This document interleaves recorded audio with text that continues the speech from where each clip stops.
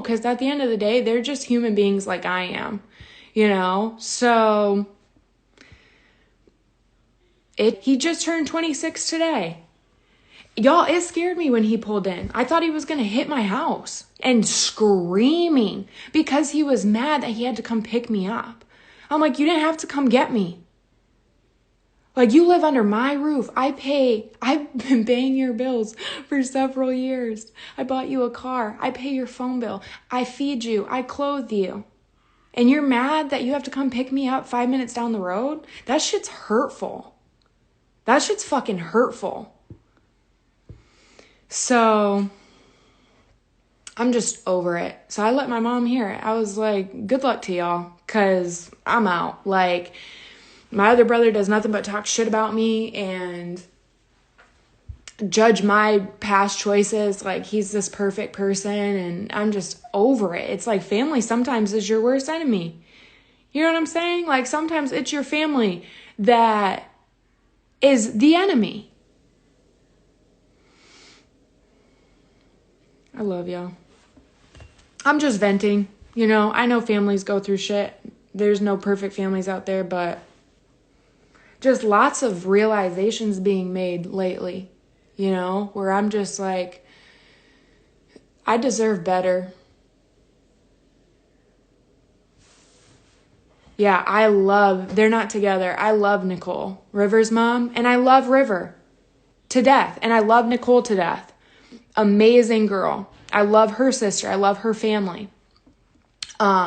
We get along so well. She's the one that always hooks me up when the dogs get sick because she's a vet tech. Anytime I can call first thing in the morning, she's going to make sure it gets done. I love her to death. Yeah. So I'm just venting. I know other people go through the same shit, but I really am making realizations because I feel like, especially being borderline, and number one, like, borderline comes from trauma, So when you're borderline, like, you hate yourself, and that's what I struggle with, is like, I do not love myself the way that I love my children or my husband or my best friends or my grandparents. And that's like my biggest fallback, is I'm so hard on myself, and like I have this hatred towards myself because growing up, I was treated like a piece of trash. So there was no, you're worthy, you're loved, you're strong, you're powerful, you're beautiful. It was trauma and abuse, and you're a headache, and you're a burden, and you're a problem. So like unlearning that is hard, but I like slowly but surely, like I'm 28 years old, and this shit's hitting, like my childhood stuff hit me the hardest the last 3 years. It's insane. It's like I was like lollygagging through life, like, oh, my past didn't happen. There was a lot that I did not remember until it was brought up. But like when I turned 25 is when my past shit really started affecting me. And you start seeing certain behaviors and like things that like pop up or trigger you that came from my childhood. So like trying to balance that and unlearn a lot of that and like train your mind, the same, like I just have to remind myself, like, give yourself the same grace that you show your children. Talk to yourself the same way you talk to Cecilia every morning, It makes sense, and it's crazy. And like when I try to talk to my parents about it, they act like you're grown. Like, that's not problems from us. And I'm like, yes, it is. Yes, it is. Take ownership for the shit you did to me. Like, and I think that's what bothers me the most is like when they moved to Florida, my dad cried apologizing to me. So awkward. I couldn't even look at him. Cried. And then now when certain things are brought up, they take zero accountability. And it pisses me off. Be like, well, you were born like that. Was I? Was I born like this? So, tell you what, it's things like this, though, that make you go that much harder for your own kids, because I cannot fathom making my children feel unloved in any way, ever. You know, like, I cannot imagine ever making Cecilia feel the way that I was made to be. When I think of what my parents did to me, I'm like, that's not love. You know, like, that's not love. So, probably just emotional because everything with my hormones and stuff, but it just bugs me.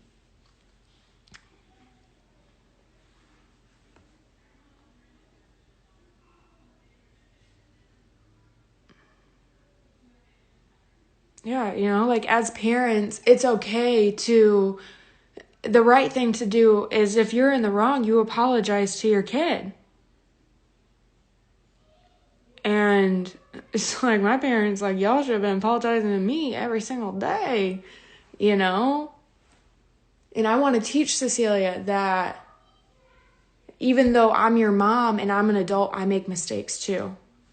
And I admit when I'm wrong. So that when she does the same thing, like, she came home today cranky as fuck, had an attitude. And she just was slamming her backpack, slamming her bedroom door. I think she was just overstimulated from the day. And I asked her, I said, what's with the attitude? She was like, I don't have an attitude. And I said, okay. And then I laid down on the couch. 5 minutes later, she's walking up to me, gives me a kiss on the cheek, gives me a hug. I love you, mommy.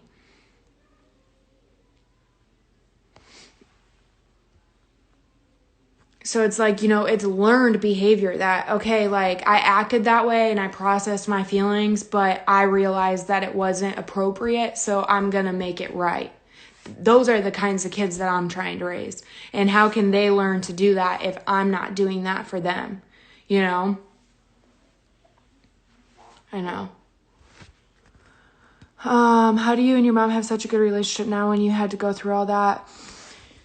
So it's like, my relationship with my mom is really weird, and only like people that are like my grandparents and Julia and Betty know the ins and outs of it, and Brett obviously, but like, I crave a relationship with my mom and I don't know why. Like, I literally crave for her to want me. So when she does call and say, hey, do you want to do lunch? Like, I will drop everything to meet with my mom, and I don't know why, but it's like the little child me was like, yes, love me. Give me attention. And so like, when I'm there, I'm playing that role of, we have this good relationship, but also I'm an adult now. They can't tell me what to do. They can't touch me. So it's different. You know, I'm no longer living under their roof, and, you know, I can't be touched. So it's like, either we're going to coexist and respect each other and make this an enjoyable thing, or we're not. And she has apologized to me, and I chose to accept that and move on because I wanted my kids to have their grandparents in their life. But I love my mom. I love my parents. It's hard for me to be around my dad. I cannot look him in his eyes when he talks to me. I really don't like when he touches me. It's like, it's just a lot. But I love my dad and I love my mom. But the shit I went through was sick. And I don't know. Even them doing everything that they've done, I still want them to like want me, you know? So, but sometimes I don't think that they think that they were that wrong. In their mind, children should be punished and children should obey their parents, and they were looking at what they did as punishment.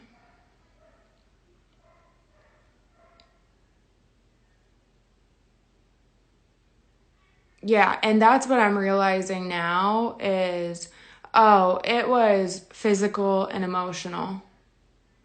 I don't know. Sometimes I think that emotional is worse, and that's probably why I deal with some of the things that I deal with.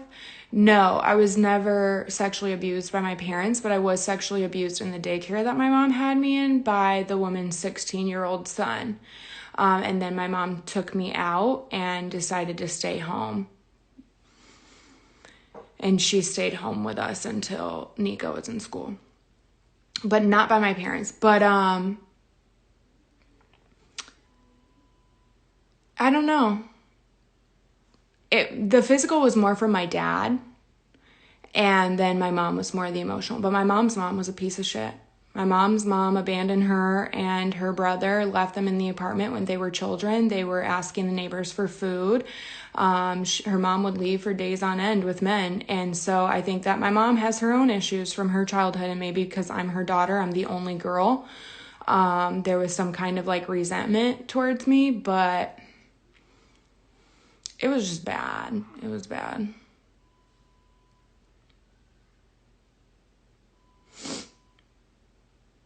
Yeah, like, we would get the belt. It's more so like, okay, so I would have chunks of my hair ripped out of my head. I would be thrown downstairs.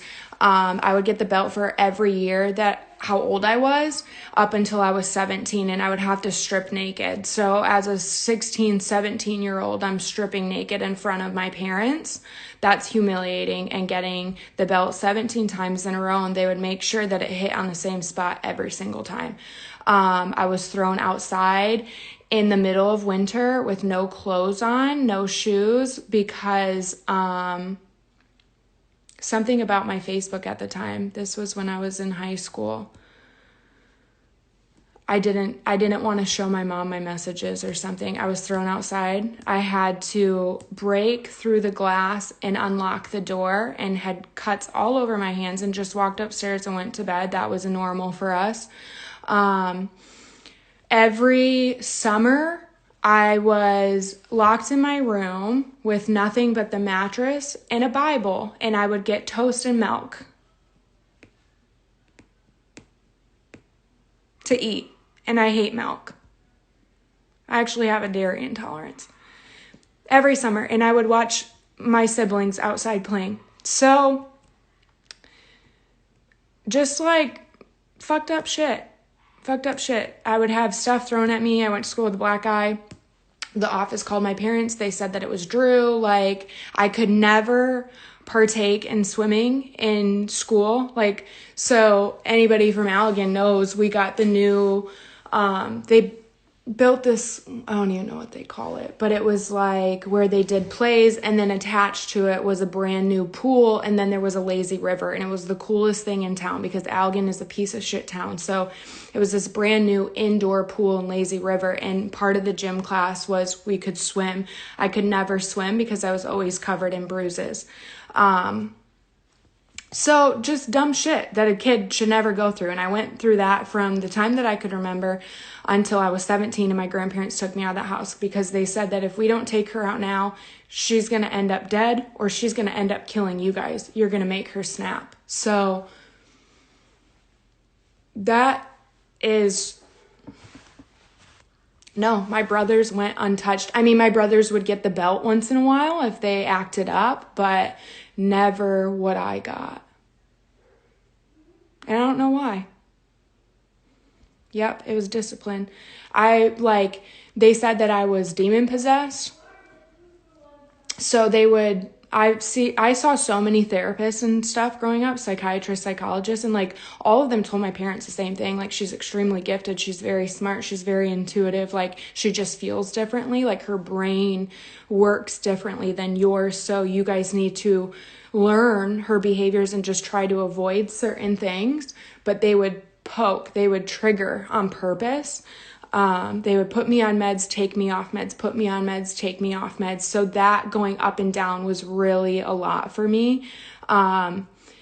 Finally, I was on meds that were helping, and I was on Adderall for my ADD as well. And it was helping me in school, but my Adderall started going missing. So they yanked me off of that and punished me because they thought I was abusing my Adderall when really it was Drew. So just like shitty. I don't really have any good memories from my childhood whatsoever. It was pretty awful. I ran away a lot. One summer I ran away with my best friend who was a senior. She was a couple years older than me, and I was so happy. I lived in the house that she was renting.